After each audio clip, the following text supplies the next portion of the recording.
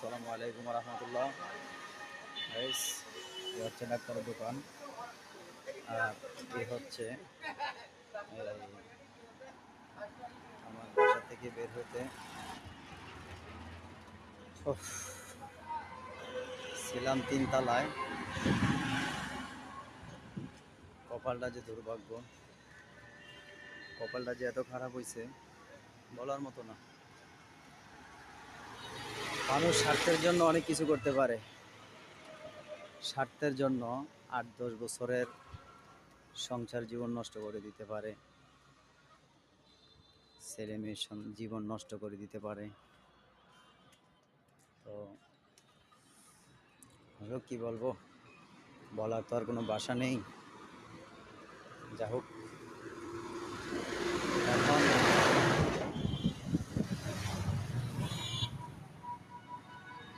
পরিস্থিতি এমন হয়েছে, লোভে ভাব পাবে মৃত্যু। আজকে প্রতি মুহূর্তে পরকীয়া আসক্ত, পরকীয়া আসক্ত, পরকীয়া 2-4 বাচ্চার মা পরকীয়া করে ধরা পড়ে। ছি, নারী জাতি এত নষ্ট। আর কখনো নারীকে বিশ্বাস করব না, কেননা তাদের রূপের মধ্যে কত হাজার শয়তান, কত হাজার পুরুষ বসবাস করে, তারা নিজেও বলতে পারবে না। অতএব নারী জাতি, যে নারী ইসলাম প্রচার করছে, আবার সেই নারী দিয়ে বলছে যে ইসলাম ধ্বংস হবে। অতএব শুরু হয়ে গেছে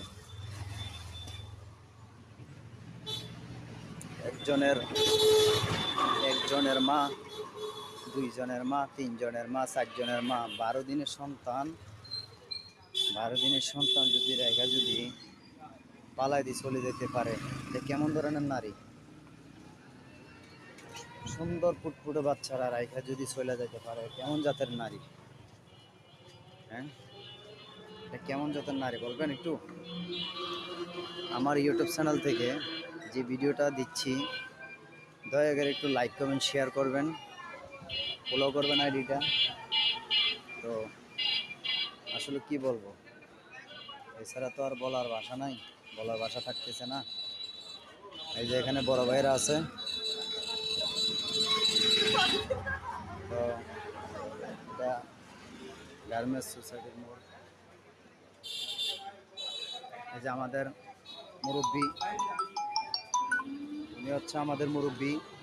আসসালামু আলাইকুম রহমতুল্লাহ।